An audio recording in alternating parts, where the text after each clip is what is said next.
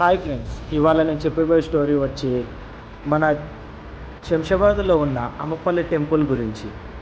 నేను రీసెంట్గా మా ఫ్రెండ్ని కలవడానికి శంషాబాద్ పోయినంటి. అక్కడ మా ఫ్రెండు ఇలా చెప్పాడు, ఇక్కడ శంషాబాద్లో అమ్మపల్లి టెంపుల్ అనేది చాలా ఫేమస్ అని.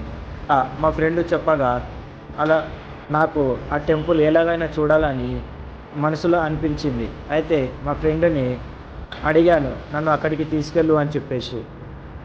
అక్కడికి తీసుకొని వెళ్ళిన తర్వాత నేను చూసింది ఏంటి అంటే, అమ్మపల్లి టెంపుల్ ఇలా ఉంటుందా అని చెప్పేసి నేను అనుకోలేదు. ఎందుకంటే ఈ టెంపుల్ చాలా పాతకాలము టెంపుల్ అని చాలామంది చెప్పారు. అయినా సరే ఇప్పుడు కూడా చెక్కు చెదరకుండా ఎంత అందంగా ఉందో చూడండి ఫ్రెండ్స్ మీరే. కాకపోతే మా దురదృష్టం ఏంటి అంటే, మేము అక్కడికి వెళ్ళేలోపు గుడి తలుపులు మూసేశారు. అందువల్ల మేము దర్శనం చేసుకోలేకపోయాము. కానీ ఆ ప్లేస్ని మాత్రం చూడగలిగాం. ఎందుకంటే ఆ ప్లేస్ అనేది చాలా బాగుంది కాబట్టి. కానీ అక్కడ వాళ్ళు చెప్పేది ఏంటంటే, గుడి పక్కనే ఒక నది కూడా ఉంది అని. పూర్వకాలంలో అమ్మవారి తల్లిని దర్శనం చేసుకోవడానికి ముందు ఈ నదిలో దిగి స్నానాలు చేసేవాళ్ళని చెప్తూ ఉంటారు. అలా ఈ నదిలో స్నానం చేసుకొని గుడి లోపలికి వెళ్ళి దర్శనం చేసుకునేవాళ్ళు. కానీ ఇప్పుడు ఆ నది ఎలా అయిపోయిందో చూడండి.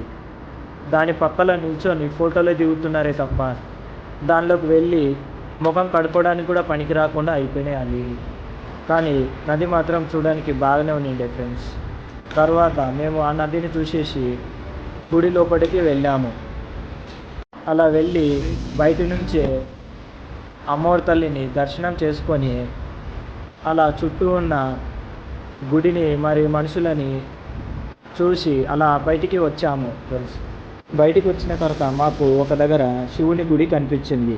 కాకపోతే అక్కడ కూడా గుడికి తాళాలు వేసేశారు.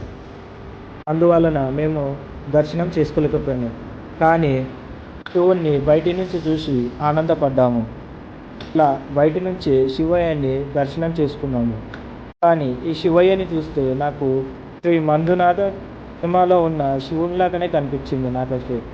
అలా శివుని చూసేసి బయటికి వెళ్తుండగా ఒక వ్యక్తి చెక్కల మీద మన పేర్లు రాసి ఇంటికి పెట్టుకునే చెక్క బొమ్మలని తయారు చేస్తూ ఉన్నాడు. అది చూసి మా ఫ్రెండు తాను కూడా తమ ఫ్యామిలీ కోసము అలాంటిది ఒకటి చేయించుకోవాలని తనతో అడిగి తమ ఫ్యామిలీ బోర్డు ఒకటి అక్షరాలతో చేయించుకుంటూ ఉన్నాడు ఇతనితోటి.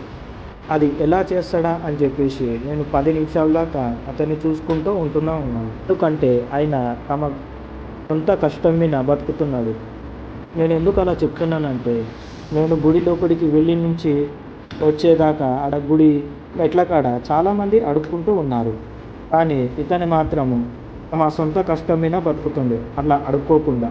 ఫైనల్గా ఆయన అక్షరాలు కంప్లీట్ చేసి మాకు ఇచ్చేశారు. అలా ఇచ్చిన తర్వాత మేము మెయిన్ రోడ్ మీదకి రాగానే మా కళ్ళ ముందర ఆంజనేయ స్వామి కనిపించాడు. అలా ఆయన చూడగానే ఒక్కసారిగా మాకు ఒక ఆనందం కనిపించింది. ఎందుకంటే గుడిలోకి వెళ్ళినప్పుడు మాకు ఎట్లా దర్శనం దొరకలేదు. కానీ గుడి బయట మాత్రం ఆంజనేయ స్వామి దర్శనం మాత్రం మాకు కలిగింది. ఫైనల్గా ఆయనను దర్శనం చేసుకొని ఇంటికి వెళ్ళిపోయాం మేము.